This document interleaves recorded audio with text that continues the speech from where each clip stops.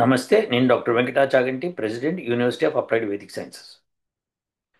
నేను రీసెంట్గా ఒక వీడియో చేశాను. దానిలో ఆ, ఒకళ్ళెవరో శర్మ అన్న అతను ఫేస్బుక్లో పెడుతూ యజుర్వేదం 26:2 గురించి మాట్లాడుతూ ఆయన శూద్రుల కొరకు, తర్వాత బ్రాహ్మణుల కొరకు అని చెప్పి ఏదో రాసుకొచ్చాడు.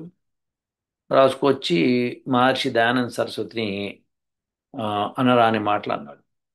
అని తర్వాత శూద్రుని కొరకు అంటే శూద్రుల కోసం కూడా వేదంలో ఉందని రాసుకొచ్చాడు. అప్పుడు దాన్ని నేను చెప్తూ, అలా కాదయ్యా, ఇది కాదు. ఆయన శూద్రులు కూడా చదవచ్చు, శూద్రుడు చదవచ్చు, క్షత్రియుడు చదవచ్చు, బ్రాహ్మణుడు చదవచ్చు, వైశ్యుడు చదవచ్చు అని ఉంది అందులో, అంతకంటే ఏం లేదు అని చెప్పాను. దానికి చెప్తూ, నువ్వు శూద్రాయ అన్న శబ్దానికి ఏకవచన శబ్దం అయితే దాన్ని బహువచనంగా నువ్వు చెప్తున్నావు. నువ్వు మొట్టమొదట అది తెలుసుకో అని చెప్పాను. ఇప్పుడు శూద్ర శబ్దము శూద్రాయ అంటే శూద్రుని కొరకు అనే వస్తుంది. అది మోస్ట్ ఇంపార్టెంట్. అయితే అప్పుడు దాన్ని అలా చెప్పాను, అయిపోయింది. ఆ వీడియో చూశారు. అందులోంచి ఒక అతను ఏదో నాకు ఒక ఈమెయిల్ పెట్టాడు, కామెంట్ చేస్తూ ఈమెయిల్ పెట్టాడు. అది ఏం పెట్టాడో నేను చూపిస్తాను. నేను ఈ మంత్రం యజుర్వేదం 26:2 ఈ మంత్రంలో ఇక్కడ శూద్రాయ అని ఉంటే శూద్రుని కొరకు అట్లా చెప్పుకుంటూ వచ్చాను అనమాట. అయితే శూద్రుని కొరకు అని మహర్షి దయానంద సరస్వతి గారు క్లియర్గా రాశారు. అదే విషయం చెప్పాను నేను కూడా. చెప్తే దానికి ఒక ఆయన నాకు మెసేజ్ పెట్టాడు. ఏమనంటే, శూద్రాయ అంటే ఇక్కడ శూద్రుల కొరకు అన్న అర్థమే పొసుగుతుంది. అంటే అది బహువచనమే పొసుగుతుంది. ఒక శూద్రుని ప్రయోజనం కోరి కాదు చెప్పింది. శూద్రులు అందరి ప్రయోజనం కొరకు, అదేవిధంగా బ్రాహ్మణ, క్షత్రియ, వైశ్య ఇత్యాదిగా ఉన్నది అని చెప్తూ రాసి, దీనినే సంస్కృతంలో జాత్యేక వచనము అంటే జాతి ఏకవచనం అంటారు అని చెప్పి నాకు లెసన్ పీకుతున్నాడు. చక్కగా తెలుసుకోండి. అంటే ఒక విభాగానికి, సమూహానికి చెందిన వ్యక్తులకు, వస్తువులకు కలిపి ఏకవచనం వాడతారు, అర్థం బహువచనంలోనే వస్తుంది. ఇలా చెప్పుకొచ్చాడు అనమాట. సో అంటే ఆయన ఉద్దేశం ఏంటంటే, లేలే, మీరు తప్పు చెప్పారు. ఆయన శర్మ గారు కరెక్టే చెప్పాడు. శూద్ర అంటే శూద్రుల కొరకే, ఒక జాతిని ఉద్దేశించి చెప్పేటప్పుడు ఏకవచనంలో చెప్పచ్చు అని ఒక ఉదాహరణ కూడా చక్కగా ఇచ్చాడు. ఆ ఉదాహరణ కూడా మనము ఒకసారి చూద్దాం. ఇది ఇది అంటే ఒక విభాగానికి, సమూహానికి చెందిన వ్యక్తులకు వస్తే ఏకవచనం వాడుతారు, అర్థం బహువచనంలోనే వస్తుంది. ఉదాహరణకు రామాయణం 4:67-19లో లతానాం వివిధం పుష్పం అన్న చోట తీగలకు పూచిన అనేక విధాలైన పువ్వులు అని అర్థం ఏకవచనంలో పుష్పం అని ప్రయోగం. పుష్పం అనేది ఏకవచన ప్రయోగము, కానీ పువ్వులు అనేది అంటే పుష్పములు అనేది బహువచనం. సో ఇలా లతానాం వివిధం పుష్పం అన్నప్పుడు ఆ, ఆ తీగలకు అనేక రకమైన పుష్పాలు ఉన్నాయి అని చెప్తున్నాడు. ఇది రామాయణంలో ఎగ్జాంపుల్ అని చెప్పి, బహువచనం అయితే పుష్పాణి అని చెయ్యాల్సి ఉండింది అని చెప్పి రాసి నన్ను నానా మాటలు అన్నాడు ఆయన. అని ఆ, ఏవేవో రాశాడు. ఇక అవన్నీ మనం పబ్లిక్లో చూపించుకోవడం బాగుండదు. సో అంత భయంకరంగా రాస్తున్నాను. సరే. సో విశేషం ఏంటంటే, ఇప్పుడు ఇది రాశాడండి. ఇప్పుడు శూద్రాయ అన్నది శూద్రుల కొరకు అని డిఫైన్ చేసుకుంటూ, ఏకవచనం ఉన్నా సరే జాతి శబ్దం ఎక్కడైతే వస్తుందో అది ఏకవచనంలో వస్తుంది. కాబట్టి మనము దాన్ని బహువచనం కింద పరిగణించాలి అని ఒక సూత్రం. జాతి ప్లస్ ఏకవచనం అని ఒక సూత్రం చెప్పాడు. జాతి ఏకవచనం బాగుంది. ఇప్పుడు దాన్ని మనం ఒప్పుకుందాం కశ్యప్. అట్లనే రామాయణంలో ఎగ్జాంపుల్ కూడా చూపించాడు. ఎస్, కరెక్ట్ ఎగ్జాంపుల్ అని చూపించాడు. మరి అప్పుడు వెంకటాచాగంటి గారు, మీరు యూనివర్సిటీ నడుపుతున్నారు, మీరు ఆచార్యులు అంటున్నారు, మరి ఈ విషయం మీకు తెలియదా అని ప్రశ్న వస్తుంది కదా. ఆయన తిట్టింది కరెక్టేనేమో అని అనిపిస్తుంది కదా. విషయం ఏంటంటే, దాన్ని నేను ఇప్పుడు ఒకసారి మహర్షి దయానంద సరస్వతి రాశాడు అన్నాక అది కరెక్ట్ అని అర్థం చేసుకోవాలి అందరూ. అందులో తప్పులు ఉండవు. సో ఆయన మరి శూద్రుని కొరకు, బ్రాహ్మణుని కొరకు, క్షత్రియుడి కొరకు అని చెప్పి రాసుకొచ్చాడు ఆయన. మహర్షి గారు ఆ మంత్రం చూపించాను మీకు. శూద్రాయ శబ్దం ఎవరైనా సంస్కృత పండితుడిని అడగండి, వాళ్ళు ఏమంటారంటే ఏకవచనంలో ఉంది, తృతీయ విభక్తి, చతుర్థి విభక్తి, సో శూద్రుని కొరకు అని చెప్తారు. కానీ ఈయన చెప్పింది ఏంటంటే ఈ పలానా ఆయన పింగళ ఏదో పేరు రాశాడు, నాకు సరి గుర్తులేదు. ఏమంటాడంటే జాతి శబ్దం వచ్చినప్పుడు ఏకవచనంలోనే మనం చెప్పేయచ్చు. కాబట్టి అక్కడ శూద్రాయ అన్నప్పుడు అది బహువచనం యాక్చువల్గా, కానీ మనం ఏకవచనం చెప్తాము అని చెప్పుకొచ్చాడు. తప్పేం ఇక్కడ చెప్పొచ్చు అని ఆయన సమర్థించాడు. సమర్థిస్తూ నాకు కొన్ని అనరాని మాటలు అనేసేసి ఈమెయిల్. ఇప్పుడు దాన్ని మనము ఎలా, వెంకటాచాగంటి, డాక్టర్ వెంకటాచాగంటి మరి ఆచార్యుడు, మరి సంస్కృతం తెలిసినవాడు, మరి అయినా సరే అలా ఎలా ఆయన ఎక్కిరించాడు అని అందరికీ ప్రశ్న వస్తుంది. దానికి సమాధానం చెప్పుకోవాల్సిన బాధ్యత నాది. పబ్లిక్ ఇది ఇదంతా పబ్లిక్ తెలుసుకున్నారు అందరికీ. సో నన్ను నేను డిఫెండ్ చేసుకోవడంలో నేను ఎప్పుడు పాణిని అష్టాధ్యాయిని మాత్రమే నమ్ముతాను. అదే మనకి రామబాణం, ఇంకోటి ఉండదు అనమాట. సో షడాంగాల్లో పాణిని శిక్షాశాస్త్రం, పాణిని అష్టాధ్యాయి, ఈ రెండు ముఖ్యమైనవి. ఈ రెండు తెలవకుండా ఏ వేద మంత్రం కానీ మనం అర్థం చేసుకోవడం కష్టం అవుతుంది. ఇప్పుడు మనం ఏం చేద్దామంటే పాణిని అష్టాధ్యాయులు ఏమైనా చెప్పాడా దీని విషయం, దాన్ని పరిశీలిద్దాం. అది కూడా పరిశీలిస్తే మీకు బోధపడుతుంది. ఇది ఇక్కడ దాకా ఆయన చెప్పిన విషయం మీకు అర్థమైంది. సరే, ఇప్పుడు నేను నెక్స్ట్ పేజ్కి వెళ్తాను. ఇది ఇది పాణిని అష్టాధ్యాయి 1, 2, 58. ఇది అందరూ వెళ్ళి మీరు చూసుకోవచ్చు. ఇది ఇది సూత్రం అన్నమాట. ఈ సూత్రాన్ని విడదీసి పెట్టాను ఇక్కడ. జాతి ఆఖ్యాయాం ఏకస్మిన్ బహువచనం అన్యతరస్యామా. దాని అర్థం ఏంటంటే జాతిని తెలిపే ఒక వస్తువు అర్థంగా ఉన్నప్పుడు బహువచనం వికల్పంగా వస్తుంది. సో జాతిని తెలిపే ఒక వస్తువు ఏదైనా సరే అర్థంగా ఉన్నప్పుడు బహువచనం వికల్పంగా వస్తుంది. డెఫినెట్లీ బహువచనం వస్తుందని చెప్పేస్తున్నాడు. ఇది అష్టాధ్యాయి 1, 2, 50. అనేక సూత్రాలు వెరిఫై చేసుకోండి మీరు. ఈ సూత్రం కూడా వెరిఫై చేసుకోండి. సరే, చాలా సూత్రాలు నేను చెప్పదలుచుకున్నా. యాక్చువల్గా ఆయనకి భలే లెసన్ పీకుదాం అనుకున్నా, కానీ మీ అందరూ బోర్ అయిపోతారు. సరే, ఇది ఇప్పుడు మీకు ఈ సూత్రం ఉంది. దీనిలో ఏమంటున్నాడు? జాతిని తెలిపే ఒక వస్తువు అర్థంగా ఉన్నప్పుడు బహువచనం వికల్పంగా వస్తుంది. మరి ఉదాహరణలు చెప్పాలి కదా, మనం వేదంకి వేదమే ప్రమాణం కదా. సరే, ఇప్పుడు ఫస్ట్ ఆయన రామాయణం చెప్పాడు కాబట్టి నేను రామాయణంలో చెప్తాను. రామాయణంలో ఇక్కడ వానరాహ అని వచ్చింది. ఎక్కడొచ్చింది వానరాహ అనేది ఈ ఈ యొక్క శ్లోకంలో మనం వెతికితే కనిపిస్తుంది. ఇక్కడ వానరా, ఇది వానరాహ సంధి ఏర్పడింది కాబట్టి రా వచ్చింది. వానరాహ అంటే మంకీస్, కంబాటెంట్స్ అన్నమాట అని రాసుకొచ్చాడు. వానరాహ, వానర జాతి అన్నప్పుడు వానరాహ అనేది ప్లూరల్ అవుతుంది, బహువచనం అవుతుంది. చూసారా, జాతి శబ్దం కాబట్టి బహువచనంగా మరి రామాయణంలో రాసుకొచ్చాడు. సో ఇదొకటేనా? ఇంకొక ఎగ్జాంపుల్ చూపిస్తాం. ఇక్కడ ఇక్కడ కూడా కపయః, ఇందాక శూద్రాయాల కపయః. సో కపయః, these monkeys me guarding from all over. కపయః అన్నది బహువచనం. కపి శబ్దము ఏకవచనము, కపయః బహువచనం. అయితే కపి అని ఇప్పుడు కపి, కపి అనేది పుంలింగ శబ్దము. సో దానికి బహువచనం ఏంటంటే కపయః ప్రథమా విభక్తిలో. సో ఇది మనం తెలుసుకో. సో ఈ రెండు రామాయణంలో ఎగ్జాంపుల్స్ నేను చూపించాను. సో అంటే ఏంటి, జాతి శబ్దం వచ్చినప్పుడు ప్లూరల్ బహువచనం వికల్పంగా వస్తుంది. ఇప్పుడు వేద మంత్రం చూపిస్తున్నా. వేద మంత్రంలో ఇప్పుడు బ్రాహ్మణో అస్య ముఖమాసి, ఇప్పుడు ఈ మంత్రంలో ఇది ఫేమస్ మంత్రం. ఇది పురుష సూక్తంలో వస్తుంది. ఇది ఋగ్వేదంలో ఉంది, యజుర్వేదంలో. సో ఋగ్వేద మంత్రంలో బ్రహ్మాండంగా బ్రాహ్మణ పదవిభాగం చేసి బ్రాహ్మణ అస్య ముఖం ఆసి.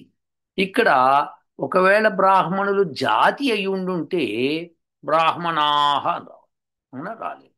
పైగా ఇంకోటి ఏంటంటే ముఖం ఆసీత్. ఆసీత్ అన్నది క్రియ. ఎప్పుడు కూడా సంస్కృతంలో ఏకవచనానికి క్రియ ఏకవచనంలో ఉంటుంది, బహువచనానికి క్రియ బహువచనంలో ఉంటుంది. సో ఇది మనం తెలుసుకో. ఇక్కడ బ్రాహ్మణ అస్య ముఖం ఆసీత్, ఇది ఏకవచనం. ఓకే. రాజన్య కృత, ఏకవచనం. తర్వాత శూద్ర అజాయత, అజాయత ఏకవచనం. సో శూద్ర కూడా అంటే శూద్ర అన్నది ఇక్కడ నామవాచకం అయితే కనుక అజాయత దానికి సంబంధించింది అవుతుంది. సో శూద్రులని పుట్టించారు, పుట్టించాడు, ఎవరైతే పుట్టించాడో అతను శూద్ర. ఓకే. శూద్ర అజాయత, శూద్రులని పుట్టించాడు కాదు, శూద్రుడిని పుట్టించాడు. ఇది విశేషం అన్నమాట. సో ఆసీత్ అయి ఉండెను. సరే. ఇప్పుడు అస్య ముఖం ఆసీత్ బ్రాహ్మణ, అస్య ముఖం ఆసీత్. బ్రాహ్మణుడు ముఖమై ఉన్నాడు కానీ బ్రాహ్మణులు కాదు. లు అయి ఉంటే ఆసీత్ వచ్చేది కాదు. ఇది విశేషం. సరే, ఇంకొక ఎగ్జాంపుల్ చూద్దాం. ఇప్పుడు ఇది వెరీ ఇంపార్టెంట్. ఇది ఋగ్వేద మంత్రం 10:71-8. దీనిలో బ్రాహ్మణాహ శబ్దం ఉంది, బ్రాహ్మణ శబ్దం. ఒకవేళ బ్రాహ్మణుల జాతి అయి ఉండుంటే కనుక ఇక్కడ కూడా మనకి బ్రాహ్మణాహ వచ్చింది. బ్రాహ్మణాహ అంటే బ్రాహ్మణులు అని సంయజంతే. యజంతి అన్న శబ్దము ప్లూరల్, బహువచనం. సో ఇక్కడ బ్రాహ్మణాహ వచ్చింది కాబట్టి యజంతి.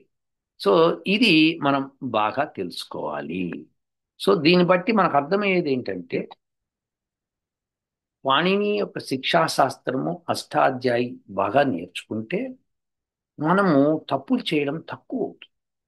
వేద మంత్రాలకు అర్థాలు చెప్పేటప్పుడు పాణిని శిక్షాశాస్త్రము అలానే అష్టాధ్యాయి బాగా నేర్చుకొని, నిరుక్తము ఛందస్సు కూడా నేర్చుకొని, కల్పము జ్యోతిష్యము కూడా నేర్చుకుంటే ఇంకా బ్రహ్మాండం ఉంటుంది, ఇంకా బాగా చెప్పగలుగుతాం. సో ఎవరైతే ఆయన పింగళ ఎవరో మరి పేరేంటో తెలియదు, నన్ను బూతులు తిడుతూ రాశాడు. రాస్తూ దానిలో ముఖ్యమైన సారాంశం అయింది ఇది. దానికి నేను ప్రూఫ్ చూపించా అయింది తప్పు. నేను మహర్షి దయానంద సరస్వతి గారు సరిగ్గా రాశారు అని చెప్పడానికి నేను ఈ సూత్రం చెప్పి మీకు ఇవన్నీ చెప్తున్నాను.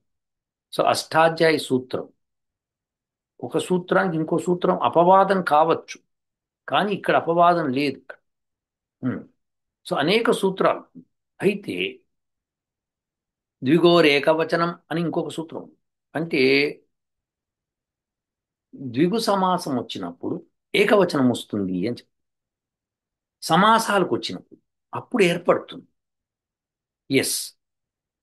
ఇప్పుడు కపి శబ్దము మనకి ఒక సింగులర్ శబ్దం, దానికి రాజు అనుకున్నాడు అప్పుడు కపులందరికీ రాజు అనుకోండి, అప్పుడు ఒక సమాసం ఏర్పడుతుంది. అప్పుడు సమాసం ఏర్పడినప్పుడు ఏకవచనం రావచ్చు. ఇక్కడ సమాసాలు లేవు. సో సమాసాలు సందులు చూసుకుంటూ కూడా చెప్పాలి. అర్థం, అందుకే నేను సంస్కృతం మాట్లాడటం ఇంపార్టెంట్ కాదు, సంస్కృతం అర్థం చేసుకోవడం ఇంపార్టెంట్. అప్పుడే మంత్రాన్ని మనము డీకోడ్ చేస్తాం, లేకపోతే డీకోడ్ చేయలేము. సూత్రాలు తెలియకుండా డీకోడ్ ఎట్ట చేస్తాం? ఇంకా రకరకాలు ఉంటాయి. సో ఒక మాట మనకి క్రియాపదాల్లో past tense, present tense, future tense ఒకేసారి వస్తూ ఉంటాయి ఒక దానిలోని. దానికో సూత్రం ఉంటుంది. సో ఇలా రకరకాల సూత్రాలు ఉంటాయి అష్టాధ్యాయులు. దాన్ని తీసుకొని కానీ వేద మంత్రాలకి అర్థం చెప్పలేము. ఇది అసలు ఇంకా చాలా నేను సూత్రాలు చెప్పదలుచుకుని ఉన్నా, కానీ మీ అందరూ బోర్ అయిపోతారు. మాకెందుకు సార్ అదంతా? ఇప్పుడు ఇదేంటి శూద్రాయ అంటే ఏకవచనమా బహువచనమా? ఏకవచనము, నిర్ద్వంద్వంగా, సమస్య లేదు. నేను ప్రూవ్ చేశాను. సో అలానే రామాయణంలో ఆయన పుష్పాణి అని ఉండాలి కదా, పుష్పం అనే ఉంది కదా అంటే అక్కడ ఏమొచ్చిందో సమాసం గమనించి ఉండుంటే ఆయన చెప్పేవాడు కాదు. ఆయనకి తెలియదు పాపం. వాడు నన్ను తిట్టేసి రాశాడు. కొద్దిగా తెలిసి ఉంటుంది, తప్పేం లేదు రెడ్డి. దీన్నే పండితుల చర్చ అంటారు పండితులైతే. సో ఆ విధంగా మీరు అర్థం చేసుకోవాలి. ప్రతిదీ కూడా వేదాన్ని మహర్షి దయానంద సరస్వతి ఎంత చక్కగా దాన్ని డీకోడ్ చేసి పెట్టారంటే దాన్ని అర్థం చేసుకుందుకు ఈ పాండిత్యం అంతా వచ్చి ఉండాలి. సో దాన్ని సపోర్ట్ చేసుకుంటూ నేను ఇప్పుడు మీకు ప్రూఫ్ ప్రూఫ్ ఇచ్చాను, ఎవిడెన్స్ ఇచ్చాను. సో దయచేసి ఎవరు కూడా పిచ్చి కామెంట్లు రాయొద్దు. మీకు ఏదైనా సమస్య ఉంటే ఇలా అనుకుంటున్నానండి శూద్రాయ అన్నప్పుడు అది ప్లూరల్ తీసుకోవచ్చు, ఇది ఈ సూత్రం ద్వారా వస్తుంది కదా, కాదంటారా అని అడిగితే ఎంత బాగుంటుంది చెప్పండి. అలా అడగట్లేదు, ఊరికే రాసేసి ఇంకా బండబూతులు అనమాట. సో ఇది తప్పు అంటున్నా, అలా చేయకూడదు. ఏదన్నా మీకు సహజమైన పాండిత్యం ఉండి మీరు చెప్పదలుచుకుంటే మీరు అష్టాధ్యాయ సూత్రాలు చూపించి వేద మంత్రాల్లో ఇట్లుంది కదా మరి దీనికి ఏమంటారు మీరు, యా నేను ఏమంటాను అప్పుడు నేను చెప్తాను.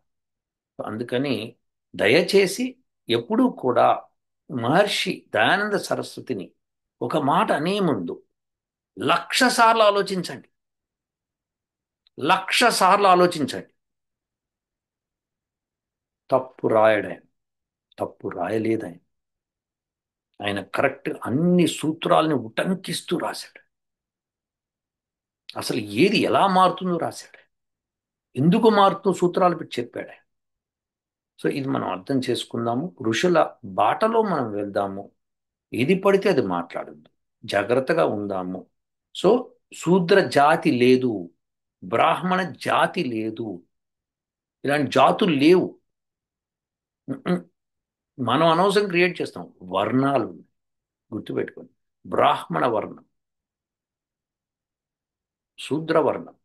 ఈ వర్ణము అంటే వరించటం అనమాట. ఎవడైతే వరిస్తాడో వాడది అవుతాడు. వరించకుండా ఎట్లా అవుతాడు, వరించకుండా వరుడు ఎట్లా అవుతాడు కదా. వధువు వరుడు అంటే ఆమె వరిస్తుంది అతన్ని, అది లెక్క. బలవంతంగా ఎప్పుడు ఒక స్త్రీకి ఒక పురుషుడిని ఇచ్చి చేయకూడదు.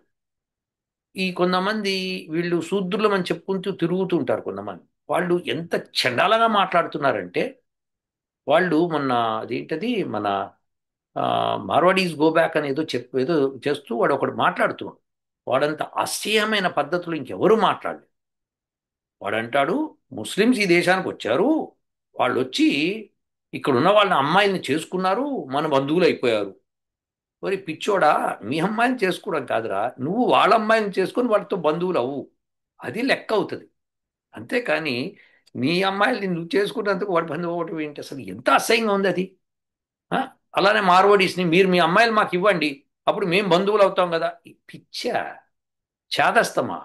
అంటే నువ్వు ఒక స్త్రీకి స్వాతంత్రం ఇవ్వట్లేదన్నమాట. అంటే నువ్వు ఎవడు పడితే వాడు ఏది పడితే అది చేయడానికి నువ్వు చెప్తున్నావు అనమాట. అంటే నీలోనే ఎంత దుర్మార్గం ఉంది, ఆలోచింతురుగాక. ఎట్లా అంటే ఒక స్త్రీని మీ అమ్మాయిని ఇచ్చి నాకు చేయి అనడం అంటే వాడు ఎంత రాక్షసుడో, ఎంత రాక్షసుడో, వాళ్ళు ఎంత కఠోరమైన దరిద్రం ఉందో మనకు అర్థం అవ్వాలి. వాడు ఎంత భావదారిద్ర్యంతో బాధపడుతున్నాడో, వాడు ఎంత లేకి మొహం మనం అర్థం చేసుకోవాలి. వాడిలో ఉన్న చెడంతా వాడు బయట పెట్టుకున్నాడు.